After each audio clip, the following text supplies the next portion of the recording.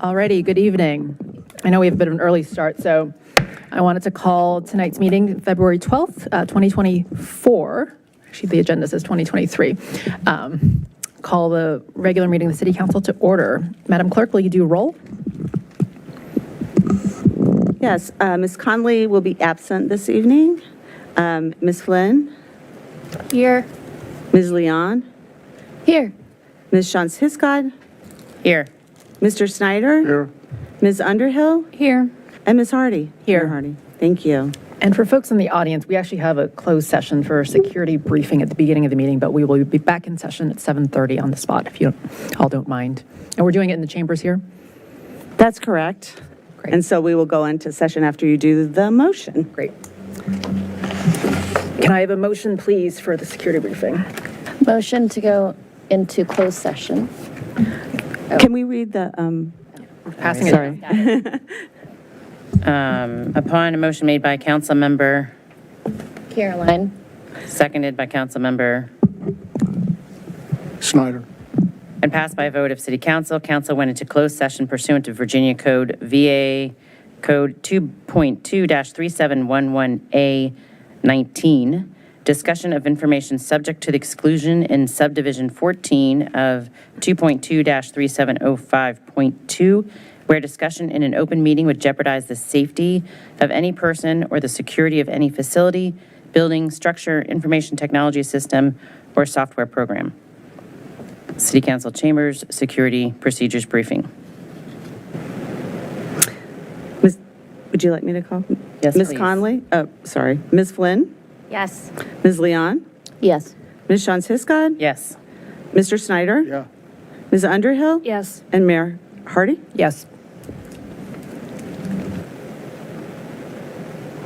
Okay, so you are in closed session, and we will take the cameras down and close the doors. Thank you.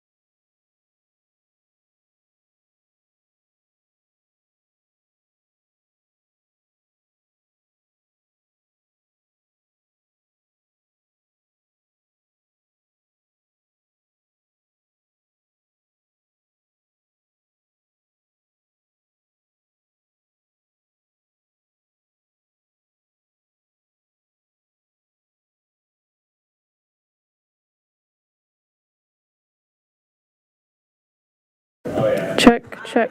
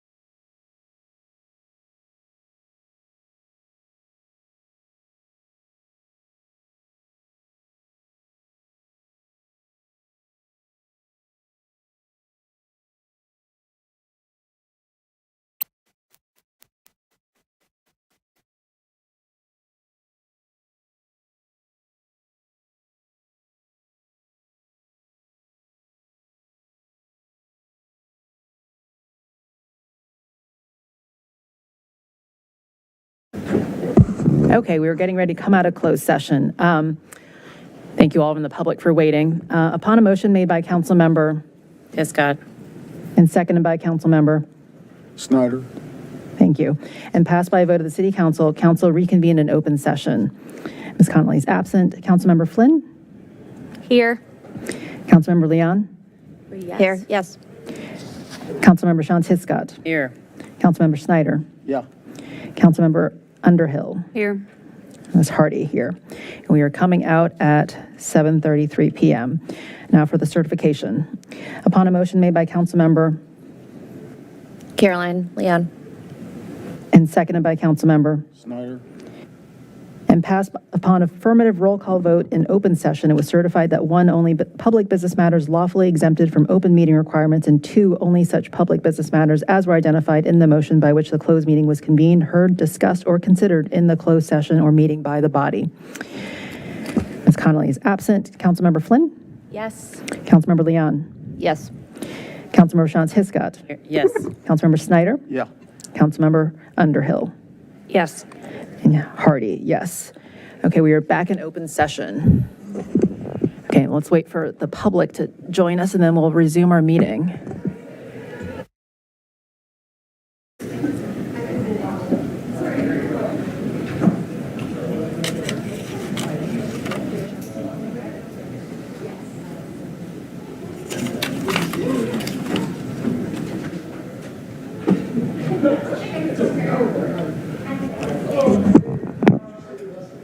All right, I know that we're a little out of turn tonight. We actually had convened the meeting already before we went into closed session, and now we're back in open session, so it's a little awkward. But we've already done our roll call vote, but we wanted to start with the Pledge of Allegiance. And so if everyone in the audience can join us.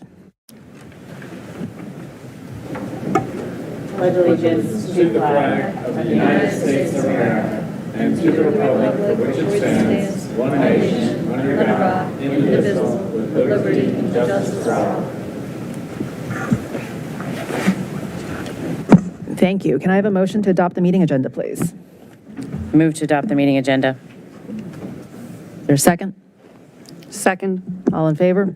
Aye. Perfect.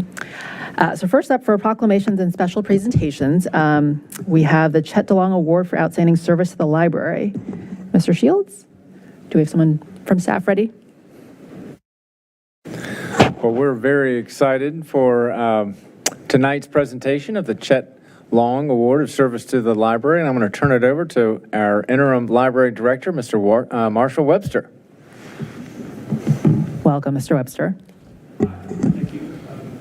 On behalf of the library, I just wanted to thank Andrew Painter and Donald Camp, who are board members of the Mayor Rowley Stiles Public Library Foundation. And the foundation tonight is honoring my coworker of 20 years, Kathy Breen, with the Chet DeLong Award for Outstanding Service, which recognizes just that, a long-term commitment to the library, true dedication. And we have a previous winner here tonight, I think. Yes, Beth Meadows, who won it last year, and several other library staff members. So I'm going to hand it over to Andrew, who's going to talk a little bit about the award. And Chet is here, too, if you didn't notice.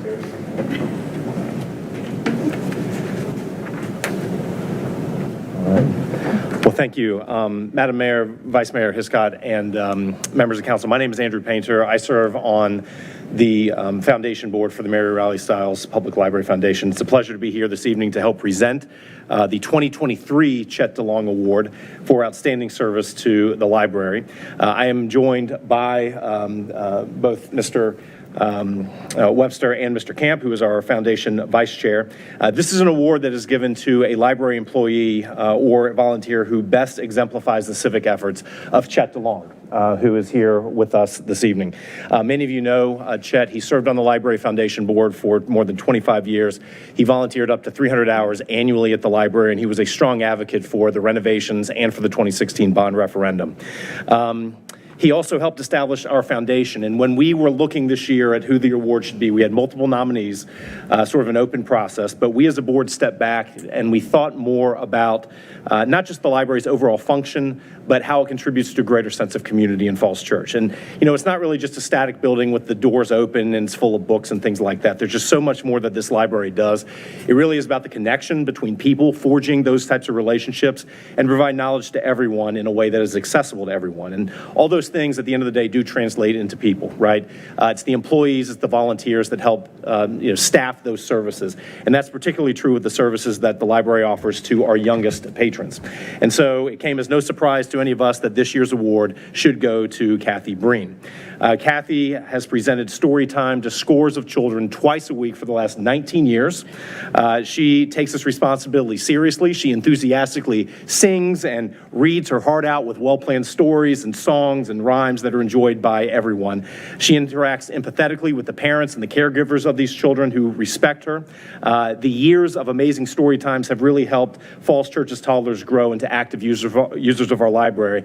And now we as a library are starting to see the fruits of that, because now the second generation of Kathy's Storytime attendees are starting to bring their own children to the library. And so it really is her extensive knowledge of children's literature that makes her a big resource for library patrons that are looking for younger readership, especially people like me with young folks, and you've helped me out multiple times. She has a real love for the library and its well-being. She advocates for the good of the community and the library at all times. And so Kathy has just been a fabulous example of the long-standing and dedicated service that is celebrated by this award and its namesake, Chet DeLong. And it is an honor for us to present it to her tonight. We are joined, as Mr. Webster says, by Kathy and her husband, Barry. And then Beth Meadows in the back received the award last year as well. So just wanted to present this to you, Kathy. And I don't know if you want to say anything, but here you go.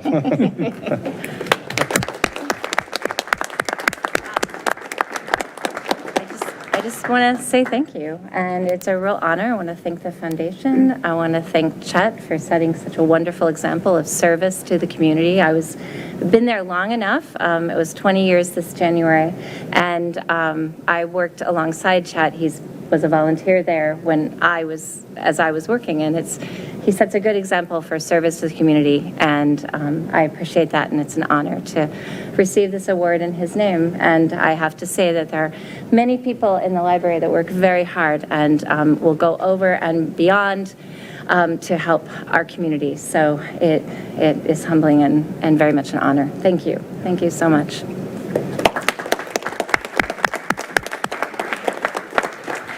Would you all like to come up for a photo? And then I'm sure council has comments, because I'm sure I'm not the only parent up here who's brought children to you, Kathy, and you've seen them grow up before your eyes, too. Thank you. Why don't you come up for a photo? Or Mr. Camp, do you have comments as well? Or Yeah, why don't you take a photo together? You like a photo with council? Sure. I'll do whatever Chet wants to say. Would you like to go up to the photo with the mayor? I'm going to do one. Thank you. Thank you very much. Go stand in front of Letty. Good. Do you see where Letty? Come around through here. Go this way. And go, follow Andrew.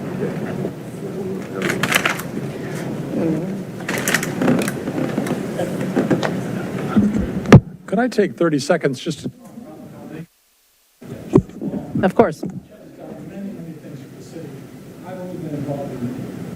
Thank you. One of them, and that was the founding of the foundation 25 years ago. It was Chet's inspiration. It was created and nurtured around his kitchen table with him and Carol. And we used to stuff envelopes, 1,000 envelopes every year. Today, I checked, that foundation that he started has an endowment of $733,000, which will support the Mary Riley Stiles Library for many years. Thank you, Chet.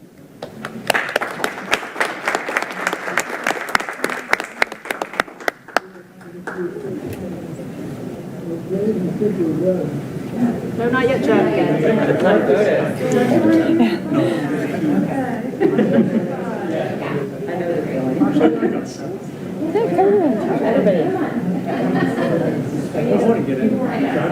Why? Come on.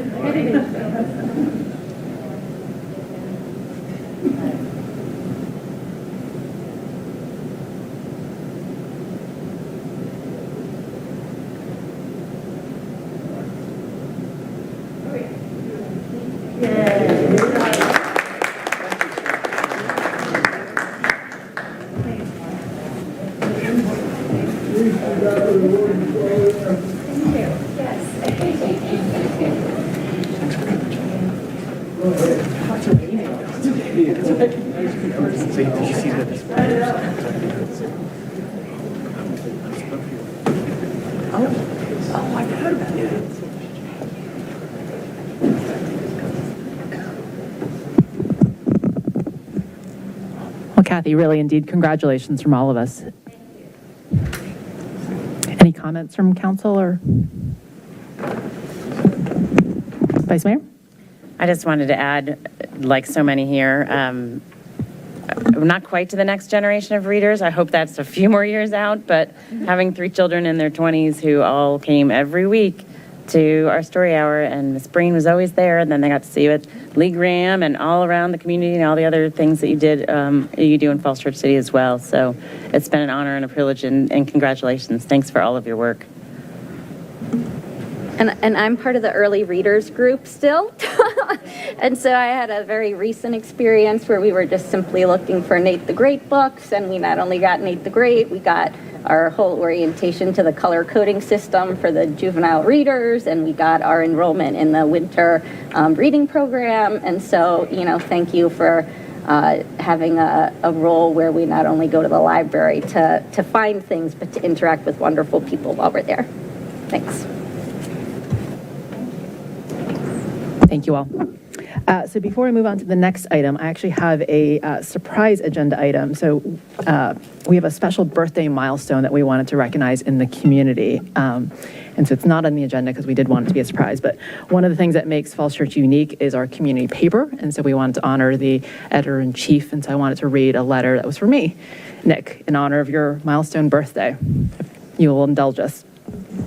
Dear Nick, please permit me in joining with your many friends in extending congratulations and best wishes on this momentous occasion of your big birthday.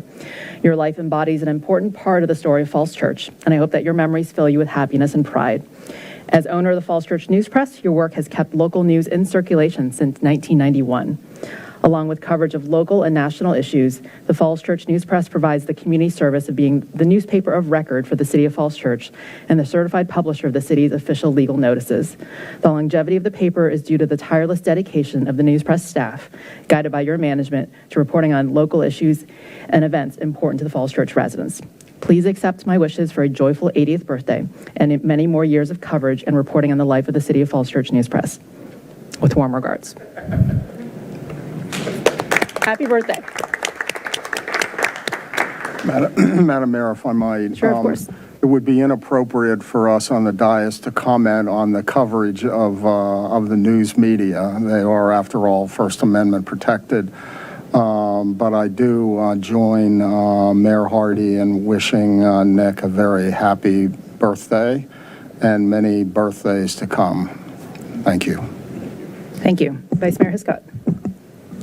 I just want to echo my good wishes as well, and thank you for the years of being able to open up the paper and see pictures of my kids and my colleagues, and coverage of the Education Foundation, and photos of all kinds of folks that are here in this room engaging in all kinds of civic activity. It is definitely a unique situation to still have a local paper, and I think it's just, when we talk at our strategic planning meeting about the things that are unique about Falls Church City, certainly that we have our own local paper is one of those special things as well. So congratulations on all your work, and congratulations on your birthday. Ms. Leon?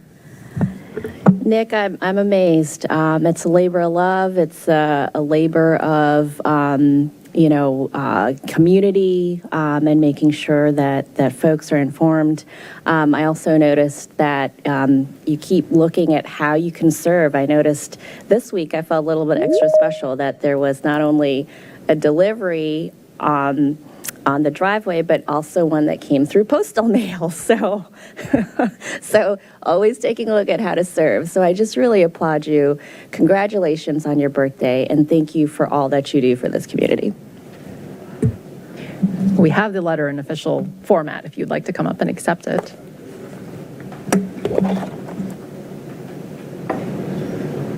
Hopefully, the mailing thing is just the beginning. If we can make it work. What day did it arrive for you? I would just add, this is not an endorsement of anything Nick writes necessarily, but it is an endorsement of work in the community.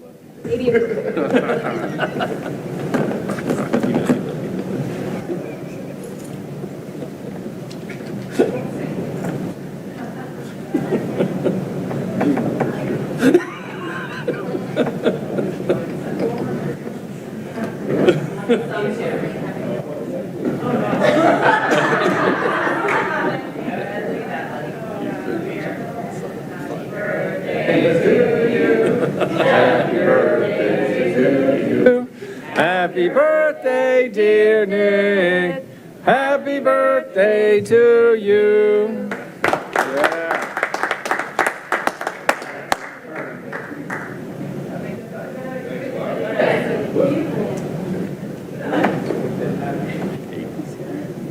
Yeah, hold up the word. Or proclamation. Started all the rage or something. Yeah, just started.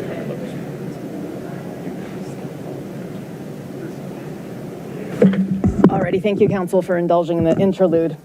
Moving on to oaths of office. Madam Clerk, do we have any oaths of office to give out tonight? Is there anybody in the audience that's here for a Board or Commission oath of office? I don't believe so. Thank you. Okay, so let's move on to receipt of public comment. Oh. Can we start with the summary of written comments, please? Yes. So this is a summary of the written comments received since the last regular City Council meeting regarding the bike master plan. Bike Falls Church provided the group's priorities list for consideration during the bicycle master plan update. John Ferris of 996 Railroad Avenue and Andrew Olison forwarded the League of American Bicyclists assessments of local communities based on the group's bicycle-friendly community criteria and requested that Falls Church increase efforts. Ernest Ernie Rodriguez from Moore voiced his objection to street intersection bump outs because he believes they detract from safety for bicyclists and pedestrians. We had one comment on the Quinn development project. Mark Gross wrote to express concerns with the proposed parking standards for the Quinn project. In other comments, Nan Barrera of 444 West Broad Street expressed concern about a proposed casino in Tyson's Corner. Laura Berengi of Rare Bird Coffee Roasters, 230 West Broad Street, wrote with concerns about recent power outages. Sharon Friedlander of 801 Hillwood Avenue wrote with suggestions for environmentally friendly mosquito control. Sophia Kocher, 455 South Maple Avenue, asked the City Council to support the people of Palestine by taking local action. Vitasha Dorsey, 200 North Maple Avenue, asked that the city provide trash collection for Park Towers condominiums. Wynn Singleton of 508 East Columbia Street provided comments on the demographic chapter update presentation given to the Planning Commission on February 7th. And then a number of local environmental and transportation groups provided a press release calling for local officials to close the funding gap for WMATA. Great, thank you. So let's move on to receipt of public comment, so either live in person or virtually. And we have 2 people signed up regarding the Quinn project, and I believe you can speak now or wait until the item is called. We have Nader Baruch and Alan Frank. So did you? I'll go ahead and speak now. Okay, welcome. We good?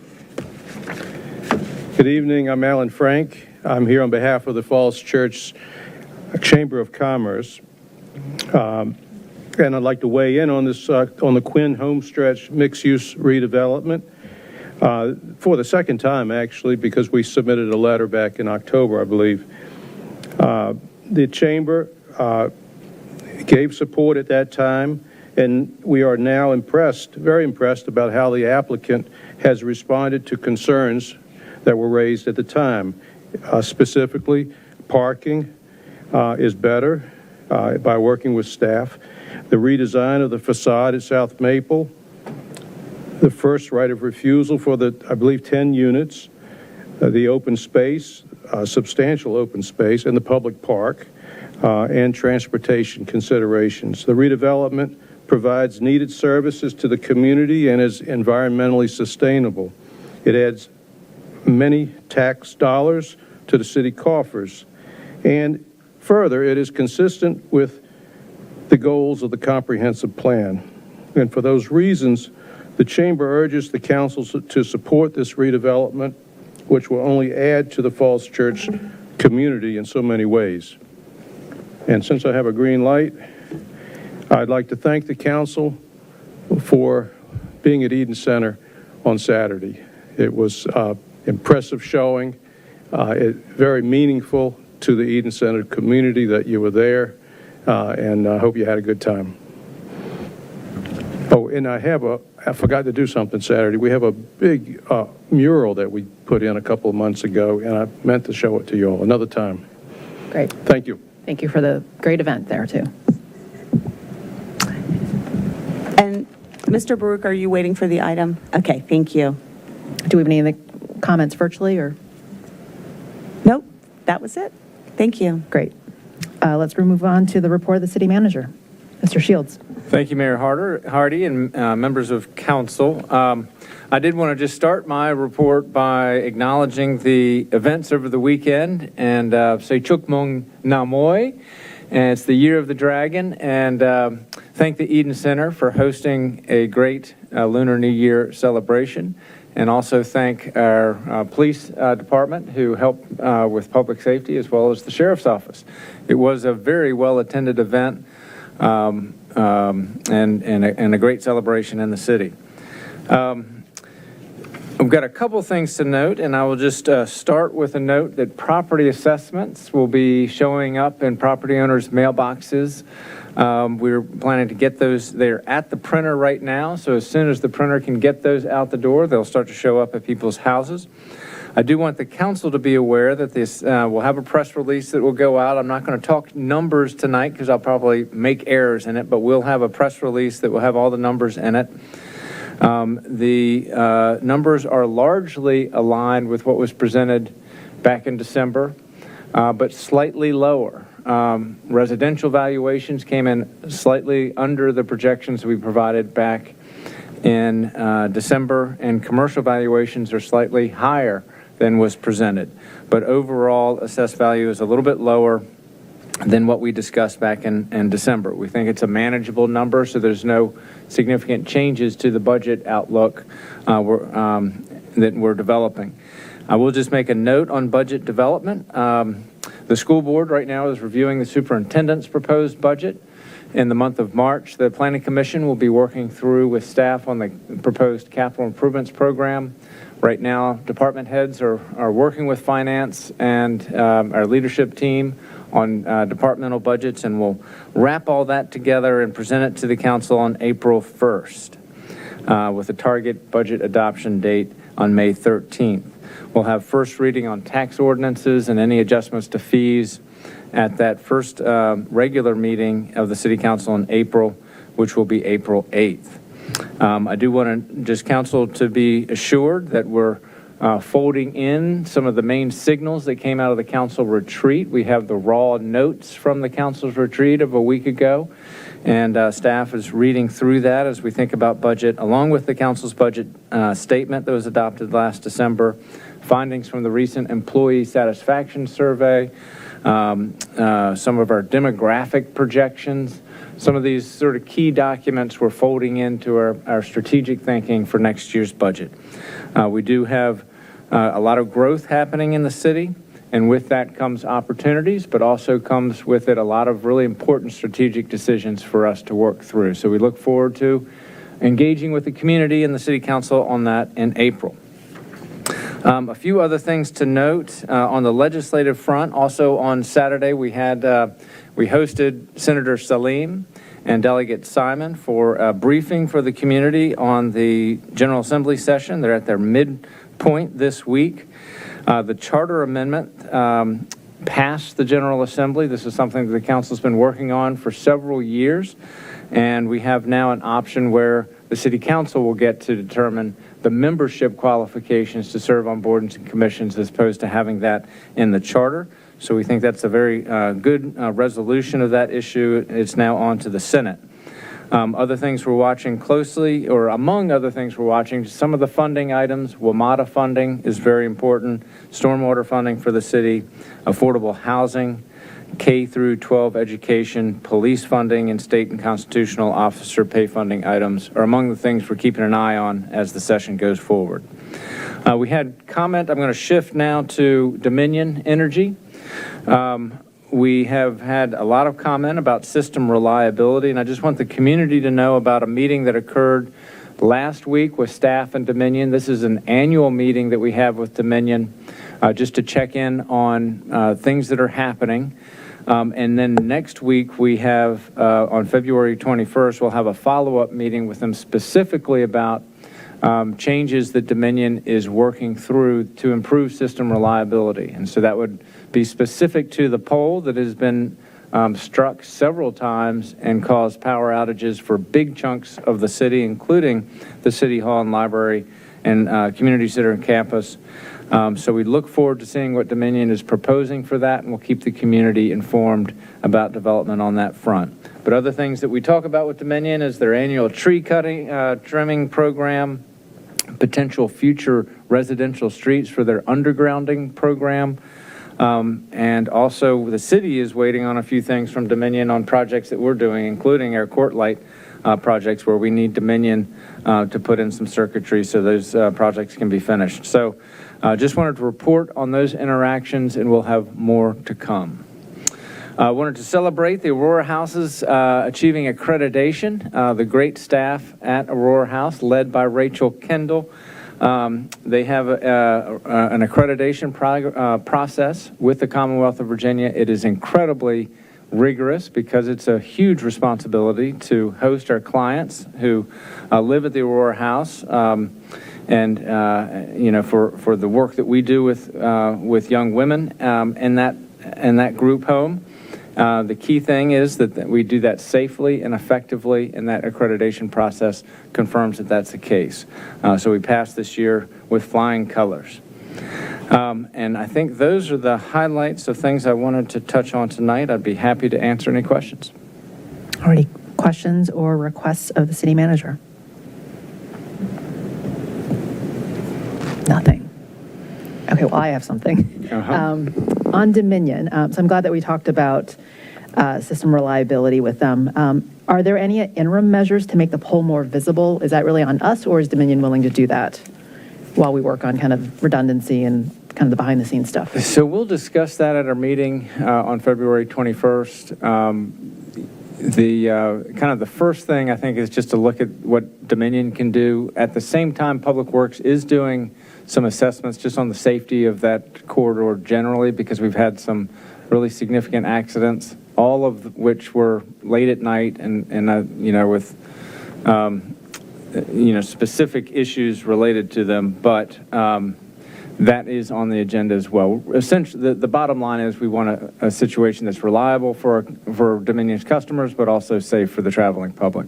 Great. I will note also that there was Dominion apparently was out there today to address the wires that and sort of clean up around that pole. Yeah. We're going to inspect that to make sure that it is what we're looking for. Great, yeah, and otherwise beautiful new sidewalk. It was kind of scattered with cords, I think, that were left over from the accident. So thank you for addressing that quickly.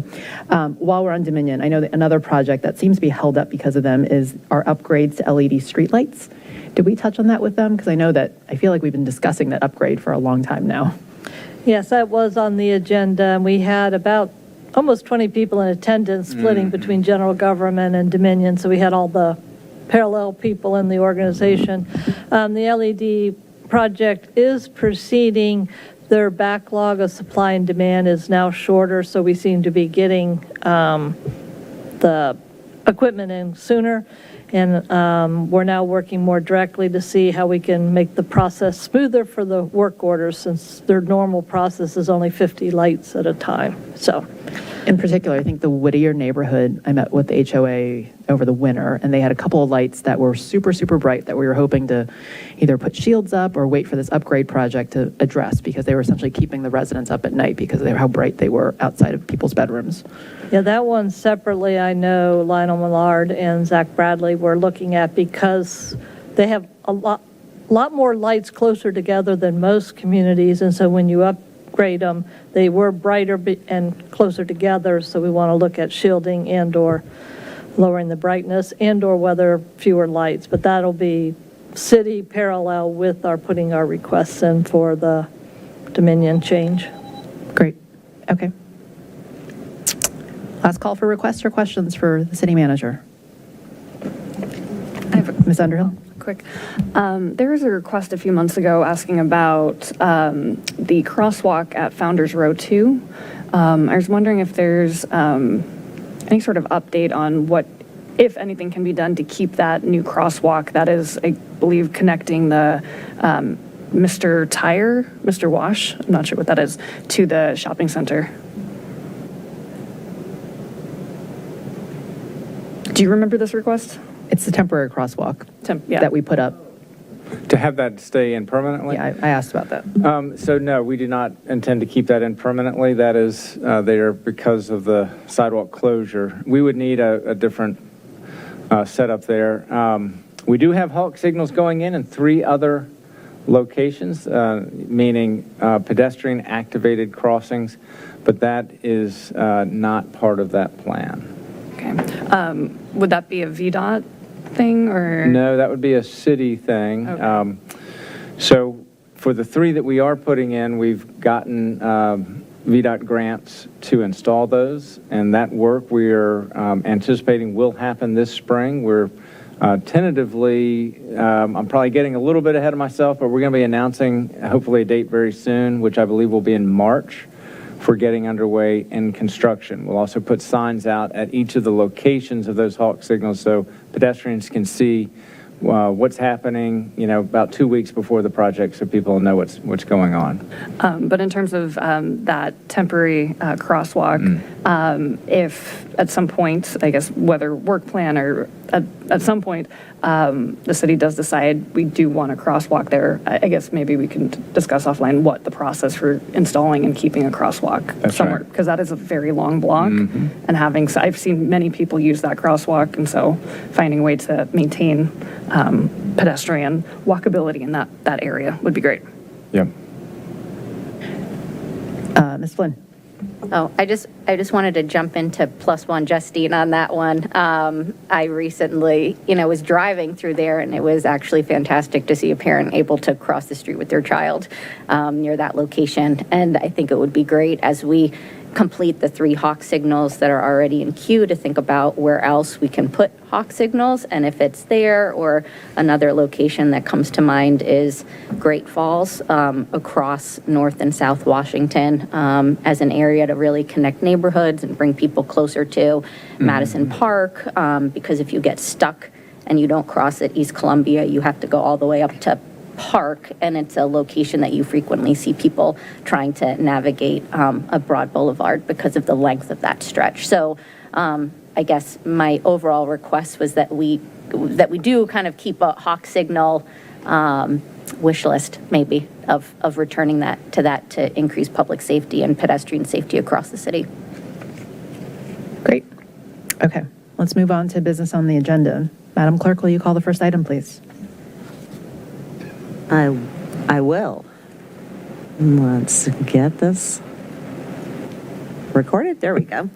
Our first item is TO 22-14, ordinance adopting real property tax exemption together with improvements thereon located at 208 Gibson Street, RPC 52-309-005, 302 Shirley Street, RPC 52-309-008, 310 Shirley Street, RPC 52-309-012, 312 Shirley Street, RPC 52-309-013, and 310 South Maple Avenue, RPC 52-309-022, in accordance with applicable law. Thank you. And Mr. Shields, we were just holding the public hearing tonight. That is correct. Tonight is for public hearing purposes only. So the staff recommends that happen. Staff's recommendation on the underlining item is to grant a real property tax exemption for the purposes of promoting affordable housing in the Virginia Village. The 5 properties that are scheduled to be transferred to Wesley Housing, subject to the terms of a memorandum of understanding that the City Council adopted just over a year ago. We do have Mr. Brandon Woodley, who's joining us virtually, and we also have the President and CEO of Wesley Housing on the call as well. And let me first just turn it over to Mr. Woodley to see if he wanted to add anything just for the public's awareness for this public hearing. Certainly. I'll just give you guys a quick rundown of any slight changes since the last submission of this legislation a couple weeks back. Last time there were some questions on the difference between a special purpose entity and a single purpose entity. And for the purpose of this legislation and for the purpose of this project, those terms are essentially interchangeable. Wesley and Camilla, feel free to correct me if I'm incorrect on this, but Wesley has already prepared a special purpose / single purpose entity for this project. Since that's happened since 2022, when this first reading was first done, we went ahead and had the application updated to include all that information, including a more in-depth substantiation of the questions required in the state and local legislation and the backup to substantiate those questions as well. So, in your packet materials, you'll find that there's a more in-depth application, and any slight changes to that effect are included and noted in the staff report as well. So happy to take questions, and of course, the president and CEO of Wesley Housing is on the line as well to answer any questions on her end as well. Great. Ms. McAfee, anything to add or before we get into questions?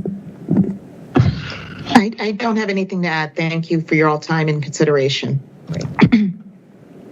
Before we open the public hearing, questions or comments from council?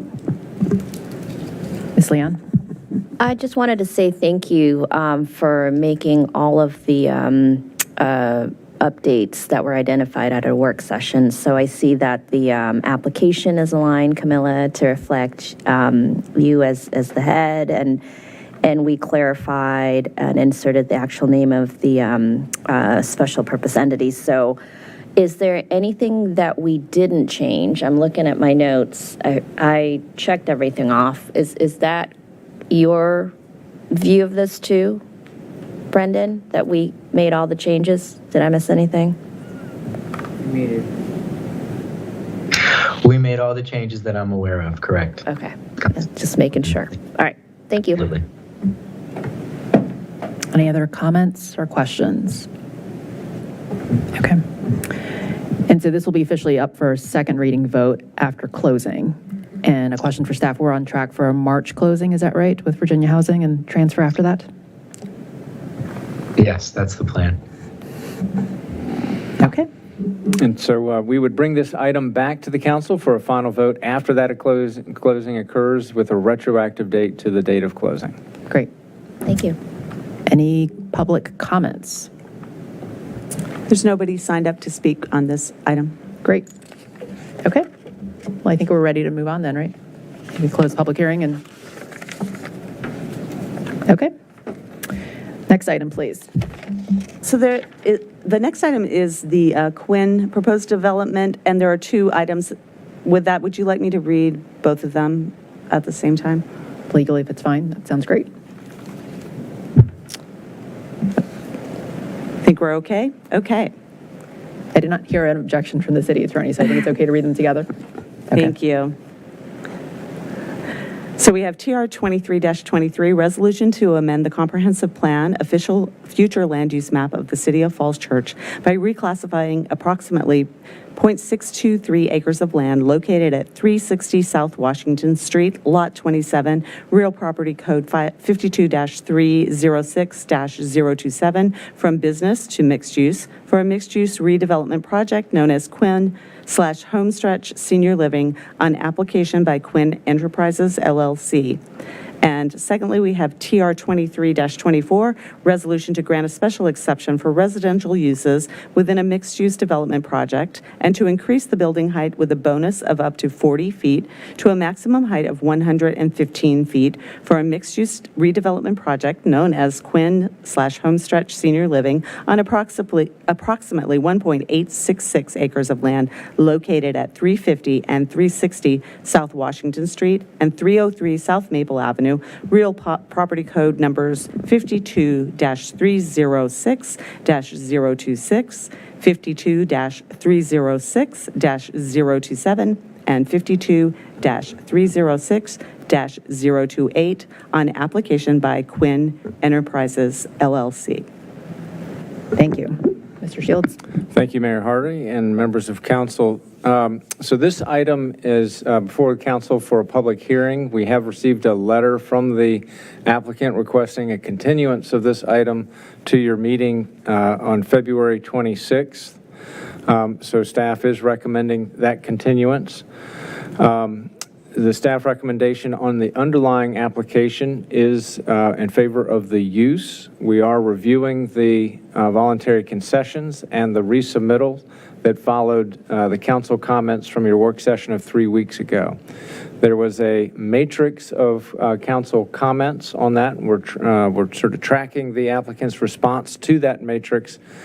We believe staff's view is that we are making good progress, but there are some refinements, which is the reason for the request for the continuance. Laura Arsenault is our case lead for our lead planner on this case, and I'm very grateful for her hard work on this application. I think our staff report will be very brief because this is a continuance, but I'll also note that the owner and applicant are in the room as well, and I don't know if they have any information they would like to share tonight as well, but we do want to respect the request for a continuance, so we're planning to have the discussion relatively brief tonight. Ms. Arsenault, is there anything you'd like to add to the comments that I've made? No, not at this time, just here, if needed. Thank you. Okay, so thank you for the very diligent tracking of the comments. I noted them starting on line 41 of the staff report. And so I guess we'll just see if there's questions from council before we open up to public comments as well. I also like the idea of keeping it brief since we've discussed this a lot too. Questions for staff? Ms. Flynn? Thanks, Laura. I echo the praise on keeping track of all these materials as we move along. So we had public comment on parking at the building. It's my understanding that the applicant intends to stay at the 292 parking spots, and I just wanted to kind of review some of the information at lines 829 to 841 that's new to the packet. And I understand staff's calculations and could follow kind of how you approach that with the multifamily and then looking at neighboring jurisdictions, continuing care facilities, and the kind of ratios that they use. And then I know that at line 835 and 836, we took the 233 units at 0.6 spaces per unit and got to the 140 spaces. At 831 to 841, 838 to 841, I was unclear when we kind of have the delta of the 93 spaces, whatever it is, it seems as though maybe there's like a 93 space differential between the 292 and what it is that we think it should be at. I can't read my own notes here, but basically I was wondering, in doing the 14% reduction, does that reduction basically double dip since there's already a shared parking reduction at, like, let's say page 28, line 820, with taking the commercial from 241 down to 199. So there's already a one level reduction on the commercial side. So I'm wondering why we're not taking the 199 on the commercial and adding that 140 to come to a higher number than 292. It should be the 199 plus the 140 is the 339. Right, and then we say to get from 339 down to 292. Correct. That equates to a requested reduction of 14%. And I understand that, but I'm just saying they already have one level of reduction on the commercial parking side since it took the 241 down to the 199. So my concern is that when we kind of lump that reduction with the residential reduction, that we are kind of understating the potential underparking of the residential component, since we already calculated that at 0.6, which would be a lot lower than where we would have been, and is, kind of in the mid-range of what neighboring jurisdictions do. So if we weren't to kind of count the commercial as part of the reduction, since we've already done one level of reduction, it's basically, it's not a 233 times 0.6. It basically means that for the residential component of the parking, we're at 233 at a 0.4. If you don't do the double dipping on the commercial, like it got reduced from 241 to 199, if you kind of say it needs to hold at 199 as opposed to doing the next level of reduction. So I just, all that to say, I want to confirm where we are in feeling as though, are we comfortable with the residential component of parking, given the community concern that that aspect of the building may be underparked? I will admit, I did not major in math in college, and nowhere near that. But I will say the numbers we took from the other jurisdictions were something called the continuing care facility, which were for residential uses only. And there was no commercial in that specific, in those in that kind of 0.6 that we took. So those were completely separate. So when we calculated the 140 and the 0.6 and the 233 units, that was for residential only. So there was no commercial in that calculation. Oh, yeah, no, I understand that. Okay. I'm just saying once you get, and all the math that's here makes sense. Okay. I'm just saying for 838 to 841, right? If you say the 199 plus the 140 gets to 339, and then you say the 339 to 292 is a 14% reduction, I'm saying that you've already accounted for a reduction from 241 to 199. So let's say you feel like you have to hold your 199 for commercial. It turns out that your residential is really coming out at like 0.4 for the continuing care component if you didn't double dip that reduction. So if you're going from 339 to 292 and you're looking at that reduction as residential only, your ratio is actually a 0.4 at the residential component of the building. So that's why I guess it's a concern, or maybe it's just a comment if staff looks at it more closely, or I can kind of submit this in writing. Yeah, that would be To helpful. just see, is it potentially underparked on the residential side? Okay, thank you. Yeah, we'll consider. A follow-up question, for the independent living part, is the parking unbundled like multifamily has been done these days? So people have to buy their spaces or get their spaces separately? I can defer, but I believe that the parking is unbundled. I see head nods, okay. That's helpful to know. Other questions or comments? I had a couple of other questions on finalizing the VCs, and I'm going to try to be quick here.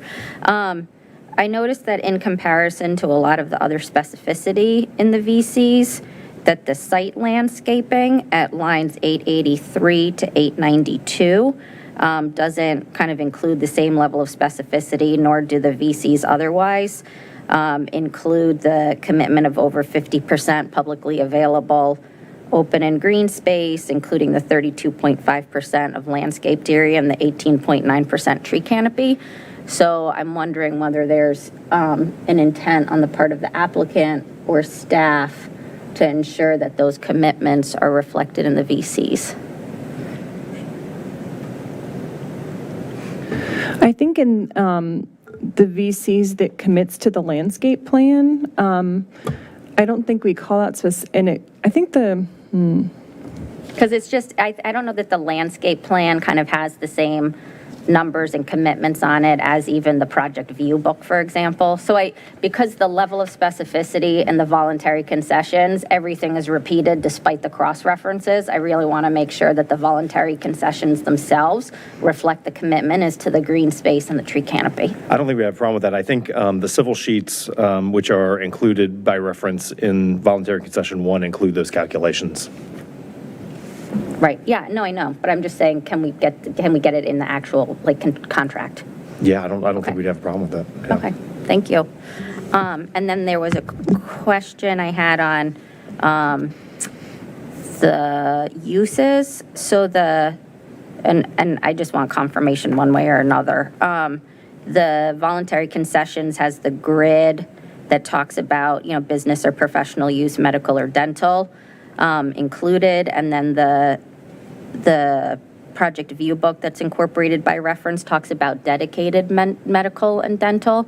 And so I didn't know if we wanted that second floor to be solely medical and dental use, or we wanted to open it up to other professional and business use. But right now there's a discrepancy between the project view book saying it's dedicated medical and dental and the voluntary concessions having it listed as business professional, including medical or dental. I think we had used business professional. I think the use that's there, business professional office, was the use that we originally had in there, and I think we added in medical or dental office. I think that was a change that we made recently in the voluntary concessions. I'm looking to see attorney. I can't remember, but I think in the last edition, or last iteration, or the one before that, at staff's request, we had changed that. The intent is for medical and dental office. That's the intent. Okay. on the upper floors, right, on the second floor. On the second floor, Yeah. that's right.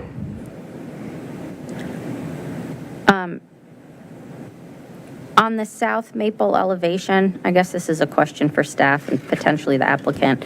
The voluntary concessions at 227 to 230 talk about additional vertical elements, materials, and building modulation that will be taken up at site plan phase and in consultation with review by Planning Commission and the Architectural Advisory Board. Can you kind of provide some insight into the kind of what you anticipate or envision with that further facade? Like what that voluntary kind of concession, in your view, entails for? So I don't have the architect here this evening, Councilwoman Flynn, but I will say that, the intent right now when we wrote that was before we had done any of the changes to the facade, which we've now provided. So that, I think that came out of discussions that we wanted that to be the starting point for what the Architectural Advisory Board and the Planning Commission viewed, rather than having the prior version of the facades. So we might need to edit that. Just to reflect a little bit more clearly that the facades that are in the plans today, the additional revised facades, that we key it to that. But I think we're always constantly looking for ways to add in additional building modulation and vertical elements. What those are right now, don't know. We have a whole nother year to try to figure that out if this gets approved. But it was a good faith intent on our side to at least continue the conversation and want to do something. And the face of the building, for the most part, is what you anticipate the face of the building. Correct. Particularly the South Maple Street Avenue one. That's the one that we were asked to look at. But we also looked at the one that's flanking the park as well. Okay. That has any of those retail or restaurant uses. And then I heard from a resident with a concern about, well, I mean, I've heard from multiple residents with concerns about the height, but about the inclusion of the mechanical penthouse in the 115 feet. And so in looking at the plans more closely, the 100, in terms of the project view book, right, the 115 feet maximum height, to clarify, is the height of the building structure, and then there's another 17 and 17.6 feet. So it's really 132 and change in terms of the building height on that, on the South Washington facade and the South Maple facade.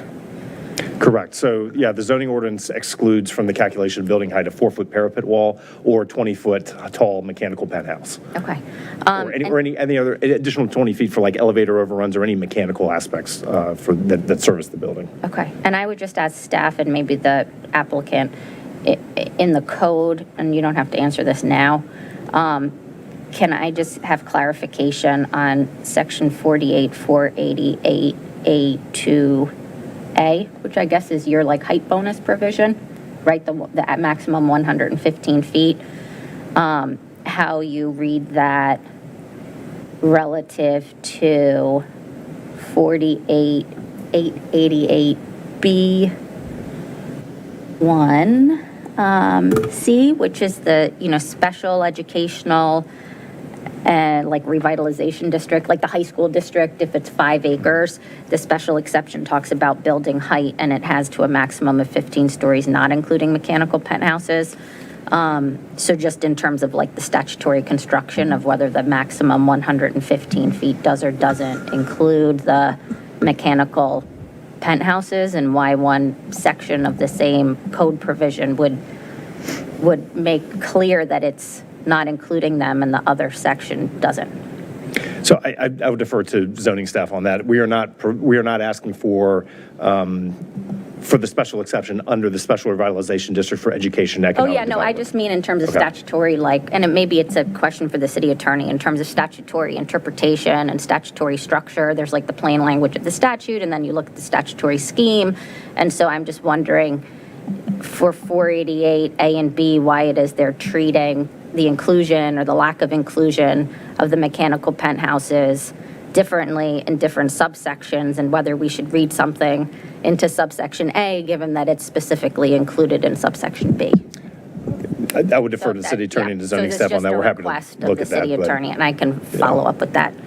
And then this is also for the city attorney. Sorry, I'm trying to do my checklist as we get closer and closer to final consideration.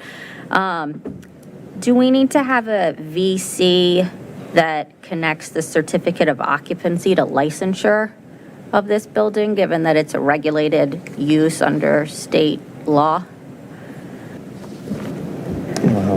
Ordinarily, I would say no, because the licensure is handled by, I presume, a state agency, or are we? We don't handle that, do we? No, we don't handle it, but I just mean generally in these projects, given that you're operating an assisted living and memory care facility.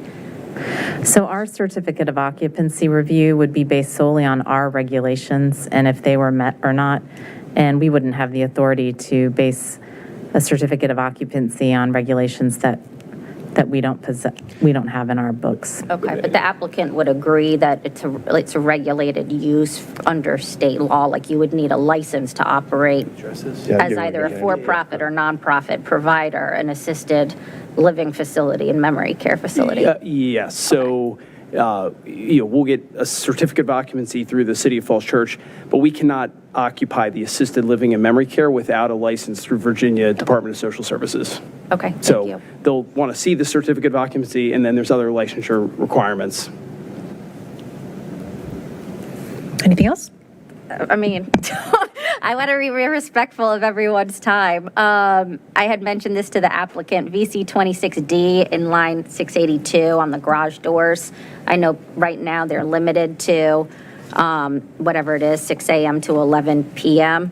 And I would like to at least have some flexibility on both the owner's part and the city's part to close those doors at other times, you know, should we need to for security reasons, or if the certificate of occupancy and residential use is in place before the commercial retail uses. So I don't want you for like 2 years to have doors open very late at night in a senior living building if there's not retail that necessitates having those doors open. So at line 683, I would make a suggestion that we include, you know, remain raised from 6 a.m. to 11 p.m. 7 days a week unless otherwise agreed to by the owner in the city. Yeah, I think, and we'd probably have to get either city manager or zoning administrator approval, but I think we can agree to that. And then the last question I have for now on VC 29B, line 743, the garage doors and the loading management area. I was concerned that I thought we were limiting kind of trucks on South Maple Avenue to smaller kind of box trucks that would be going in and out of the loading area, but this seems to anticipate that there could be tractor trailers coming to South Maple Avenue and that they would simply be parked on the street. We can eliminate that because we do have a prohibition elsewhere in the VCs that tractor trailers are prohibited. Okay. That's all I'll do for now. Thank you. Any other comments? I just have one small one. On the VC's line 704, so when we discussed the permit parking, so thank you to the applicant for responding to the request about extending the permit parking program with the $10,000 upfront commitment. I think it calls out Shirley and Gibson Street in particular, but Virginia Village also includes a couple of parcels on South Maple. So we want to include that clarification. That would be helpful. Sure, certainly. That was all I had. Ms. Underhill? Some of the elevation views look like the crosswalk between Gibson and the project has a raised crosswalk. Is it a raised crosswalk or not a raised crosswalk for that? At this point, it is not a raised crosswalk.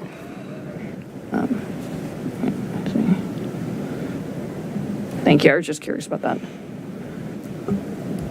Okay, if there are no more, Ms. Flynn looks like she has one. I have a few more, if you'll indulge me, just since others don't have questions on it. Okay. On the construction provisions at line 1011, it talks about not parking under the construction management on residential streets. I was wondering, this is at lines 10, 11, could we include or on nearby commercial lots with restricted parking? I think we had gotten an earlier comment from Fox's Music about some concern that construction vehicles might use the commercial lots on South Maple. And so including kind of that notice would be given to workers to not park either on residential streets or in the business parking lots. I think we could certainly add that, and I would just say without permission to the owner. Right. Yeah. Right. Yeah. This one maybe for the city manager, VC 35, line 881 is a hold on the sanitary sewer solution. Are we gonna, I know we have a briefing set for March 4th. Are we gonna see kind of draft language with sufficient time to review what that looks like to ensure that there's gonna be sufficient sewer capacity to this building, and that if, for example, the pump arrangement with Arlington County weren't to come through, what that means for this building, or what that might mean for the cost of any like potential capacity that would need to be purchased to accommodate this building. So as we've discussed, the basic concept is that the city will have a choice as to whether the flows will go to Arlington County or will go to Fairfax County. and any improvements to allow that to happen would be constructed by the developer. The city would provide a credit against availability fees to cover the costs of such improvements. So that's the plan. The language, we are kind of working on the details of that language, but that's the concept. And I think staff is very comfortable with that, having that choice for the city. And so kind of whichever way it goes, it will be a city decision based on what's the best business case. And we think, the VC covers what the city needs. And so you would anticipate, for example, with the $9.3 million extra dollars that we'll need to pay Fairfax to get that 0.5 million gallons per day, that would put us at capacity thereabouts without this project, that if the Arlington County side of the sewer agreement didn't come through and we needed to purchase something above a total of 1.5 in order to accommodate this project, that additional purchase that we would need to make would be something that the developer would be covering in terms of cost? Well, the developer is going to cover the availability fees. Those are set by code. And,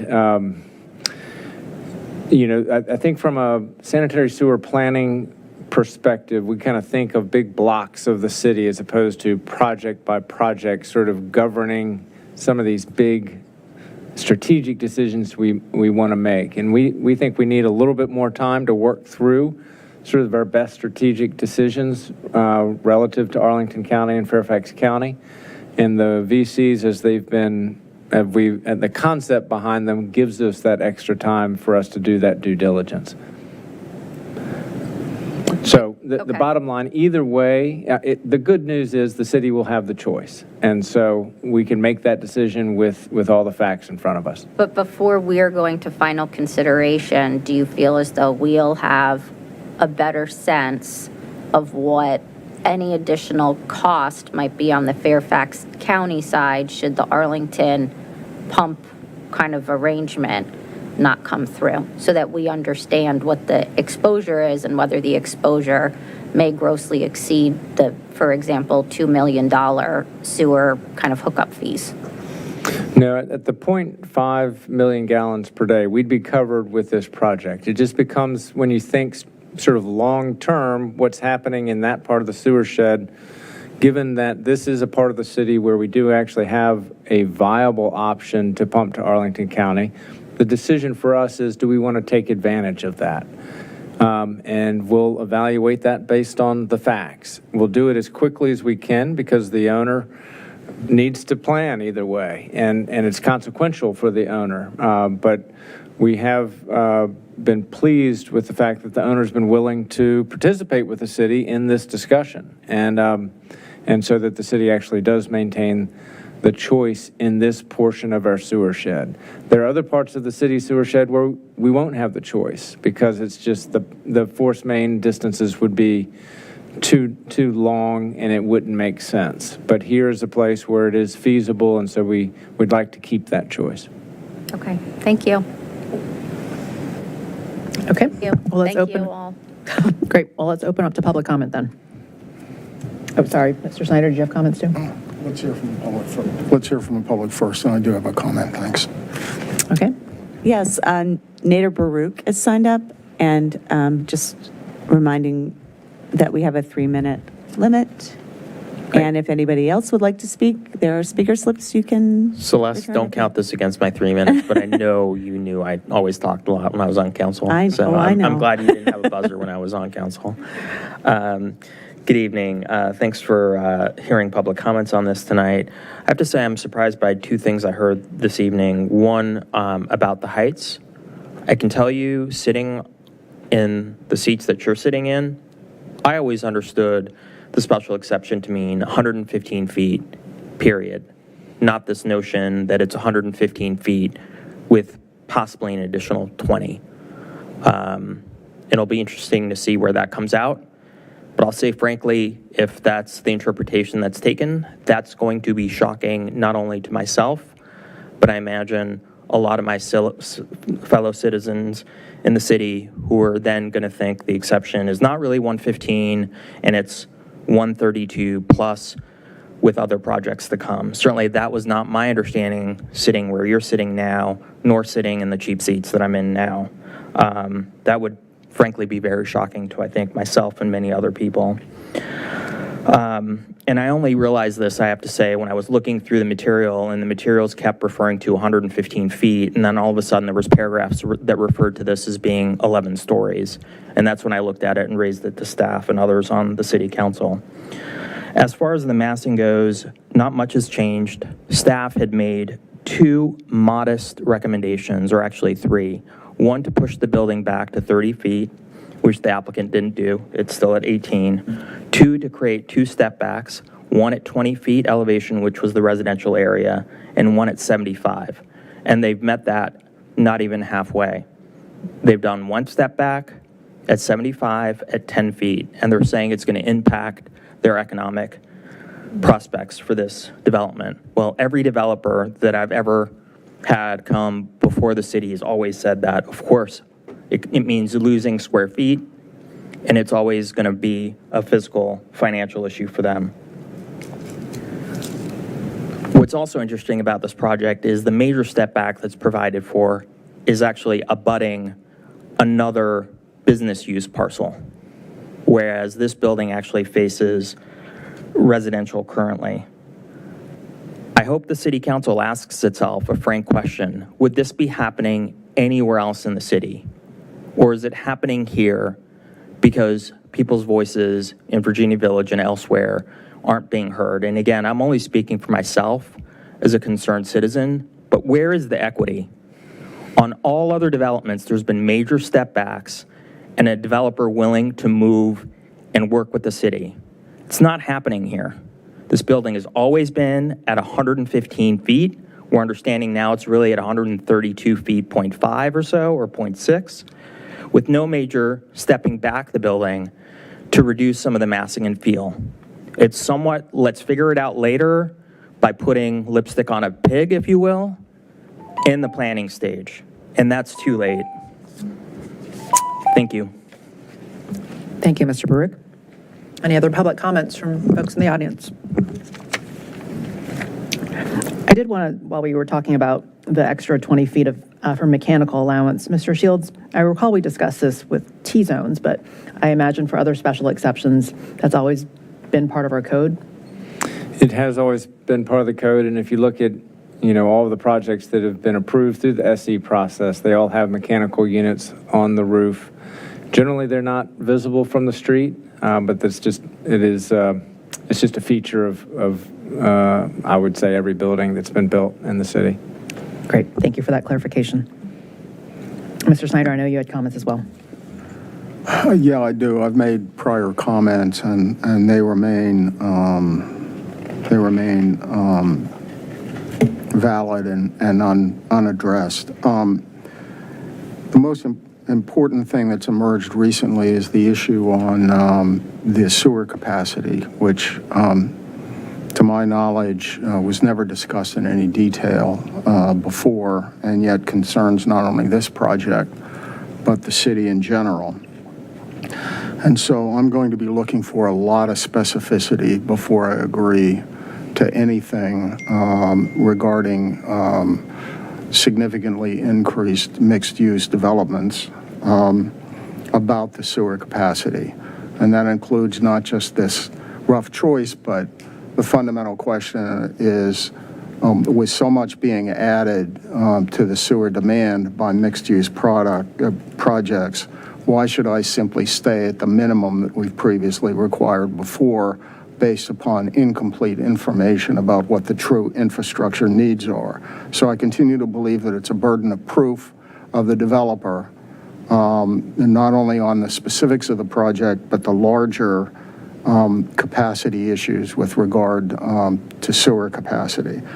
And it's not simply enough, well, we could go to Fairfax or we could go to Arlington. What does it really mean to go to Arlington? And does Arlington approve this? And how much of the city is going to be torn up to build the pipes? And where are the pipes going to go? Through what street? Through what commercial areas? Through what residential areas? So before I move on any of these projects, I'm going to need a whole lot more specificity about the sewer demand and how we're going to meet it than I've seen so far. I asked certain questions during the work session, and I hope that I'll have answers to those questions in advance of this project coming before us. As I've said before, there's much that I like about this project. But I've said before, I think it's too tall. I think it's out of line with the surrounding neighborhood, and the entry and exit from Maple for a lot of the traffic is a problem. But the emergence of the sewer capacity is, for me, the most fundamental and potentially significant of all the questions. And so I asked for a lot of specificity about what these options really mean before we're called upon to vote on them, yes or no. Thank you. Ms. Underhill? I do have a quick question. So from the elevation view, is the mechanical the same thing as the penthouse? And is the mechanical going to be covered in a metal panel? I'm just wondering if I'm looking at that correctly. Maybe we could bring up the elevation on the screen so we could all look at the same thing. Are you looking at it from the view book? Yeah, I'm looking at it from, my gosh.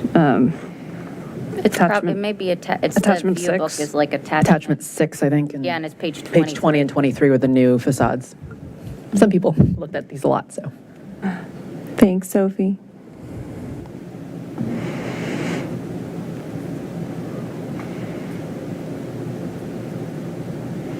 It might be attachment 6 or the newest ones. Like there. Yeah, that works too. So I just see at the top, it says metal panel penthouse, and I was just wondering if that is equal to mechanical, and if all the mechanical is going to be shielded by a metal panel, or what exactly that meant. If possible, and this is on page 23, can you scroll down one page? Because I think the mechanical penthouse actually gets cut off in the top left picture of the page 22 version. The answer, Councilwoman Underhill, is yes, it will be in a dark gray metal panel, or excuse me, a light gray metal panel. That is what it will be.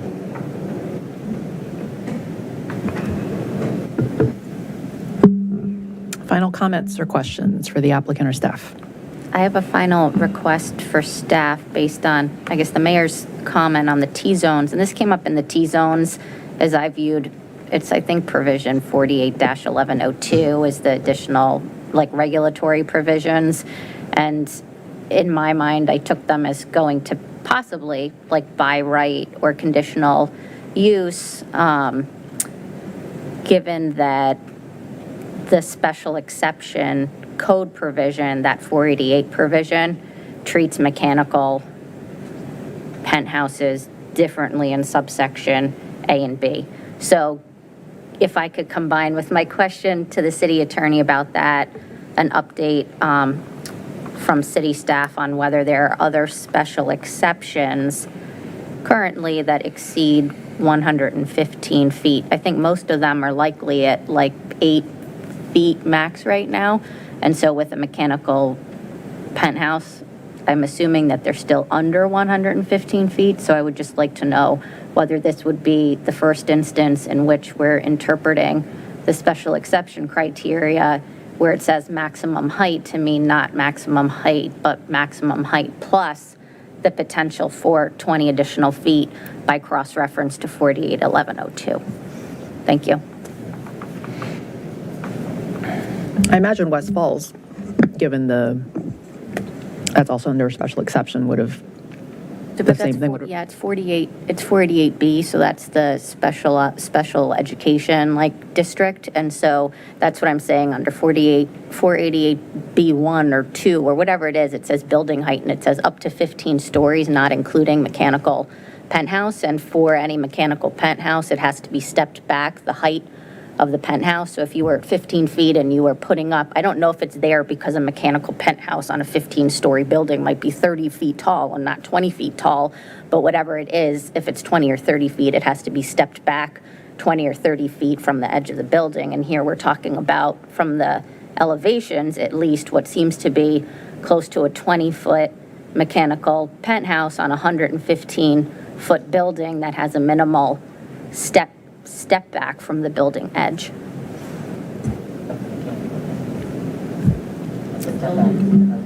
I guess the clarification, what is the step back for the mechanical penthouse? Is it right up to the edge?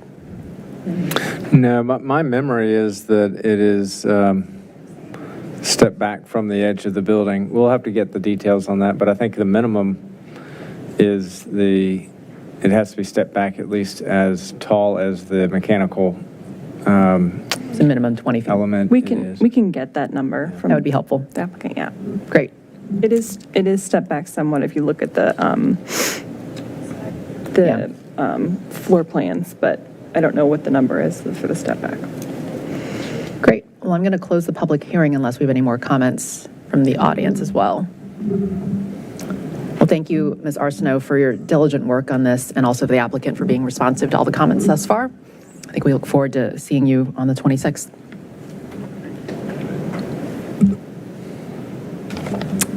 Madam Clerk, will you call the next item?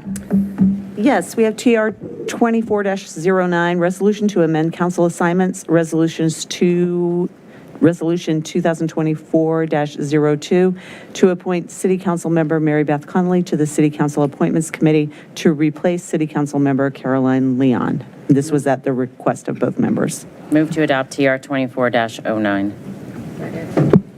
Ms. Leon on the second, Ms. Hiscott on the motion. Madam Clerk? Ms. Flynn? Yes. Ms. Leon? Yes. Ms. Shun-Siskott? Yes. Mr. Snyder?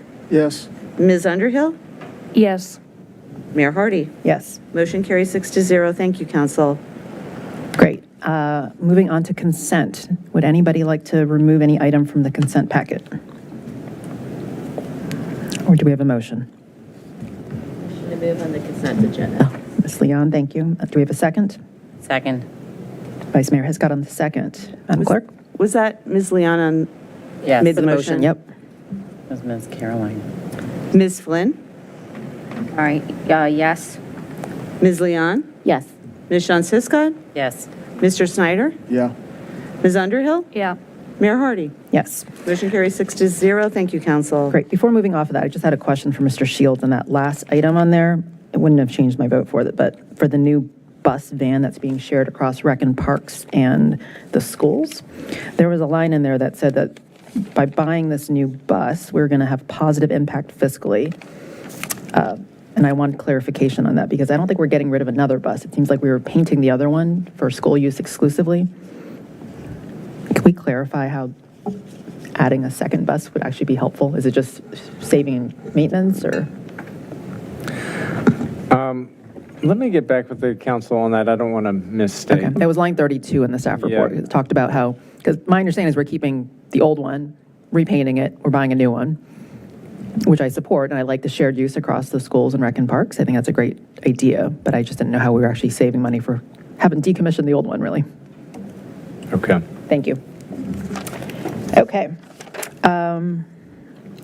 Any business not on the agenda? Standing Regional Committee Council Liaison Reports? Any committee meetings to highlight for the coming week? Appointments is meeting on Wednesday night, so we will have Councilmember Connolly joining us as the new liaison. So thank you, Caroline, for doing your duty with us.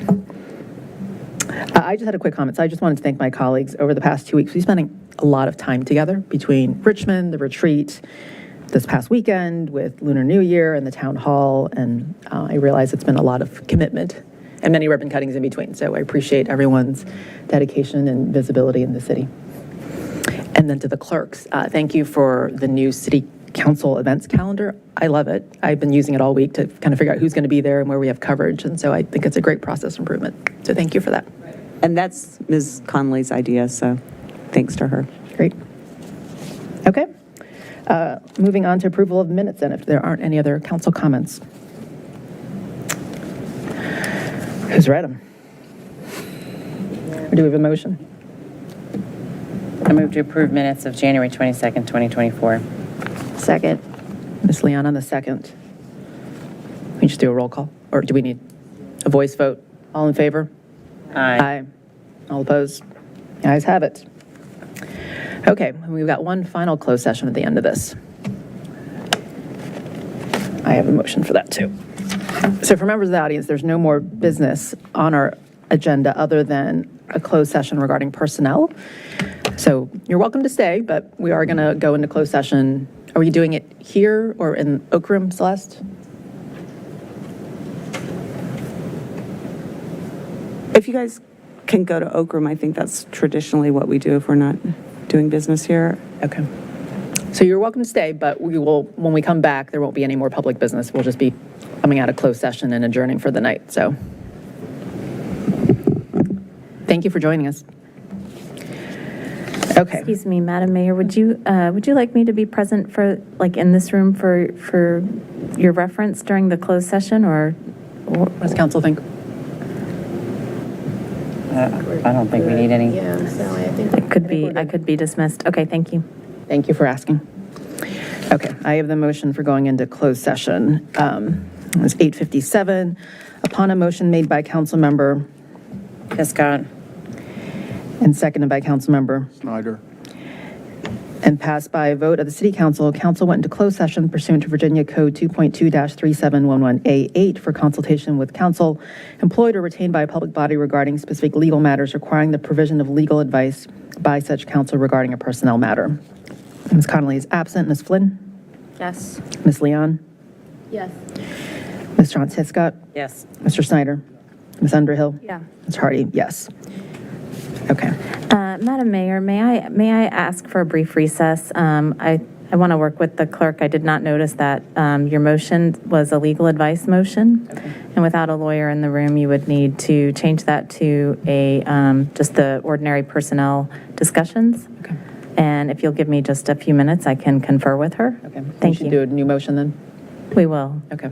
Well, recess for a few minutes then. Thank you. Thank you for catching that.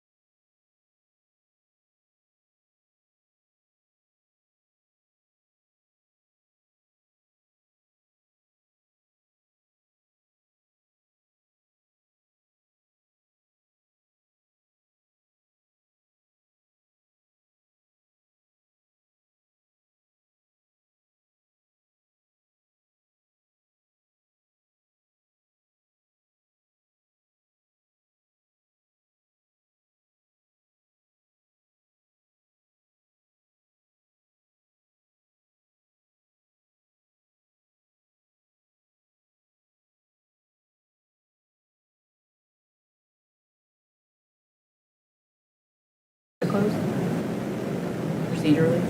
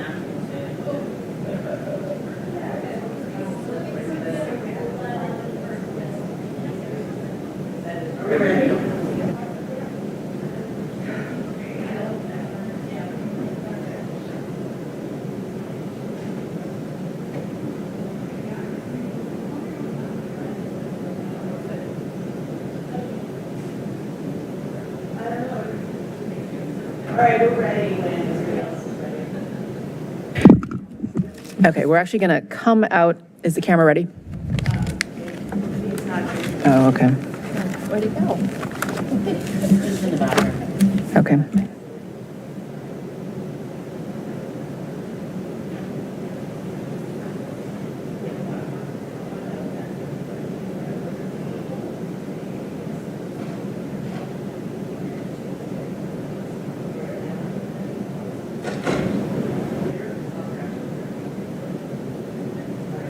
Okay. Okay, we actually need to come out of closed session and then go back into closed session under a different motion as advised by our city attorney. So let's go with the reconvene ones first. Upon a motion made by Councilmember Hiscott. and seconded by Councilmember Leon. and passed by a vote of the City Council, council reconvened in open session. Ms. Flynn? Yes. Ms. Leon? Yes. Ms. Shantz Hiscott? Yes. Mr. Snyder? Yeah. Mr. Underhill? Yes. Ms. Hardy, yes. Okay, we came out of close at 9:08, and then we're going to go back in. And can we be clear, there was no closed session under this motion? We were just, that time was spent crafting a new motion. Thank you for that clarification. Okay, now we have the correct motion. Is that the one up on the screen here? Yes. Okay, upon a motion made by Councilmember Flynn. and seconded by Councilmember Underhill. and passed by a vote of City Council, council went into closed session pursuant to Virginia Code 2.2-3711A, discussion, consideration concerning the assignment, appointment, promotion, performance, demotion, salaries, disciplining, or resignation of specific public officers, appointees, or employees of any public body, specifically discussion concerning these matters with the city manager. Ms. Flynn? Yes. Ms. Leon? Yes. Ms. Shantz Hiscott? Yes. Mr. Snyder? Yes. Ms. Underhill? Yes. Ms. Hardy? Yes. Okay, now we are in closed session at 9:09. Thank you for everyone's patience. Thank you, council.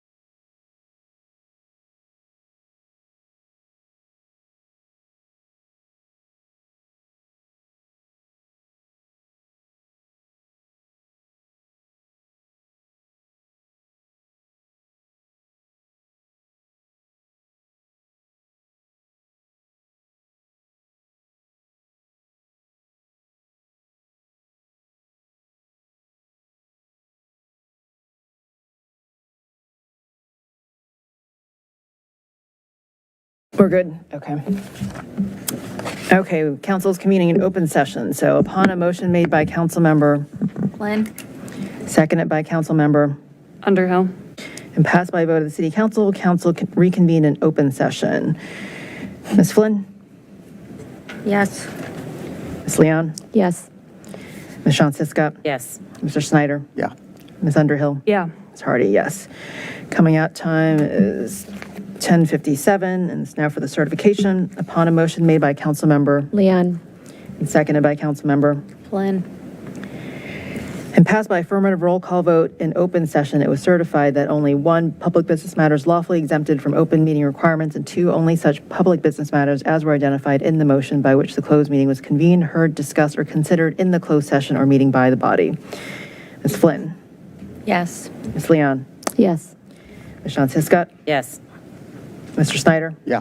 Ms. Underhill? Yes. Ms. Hardy, yes. Any more items, or do we move to adjourn?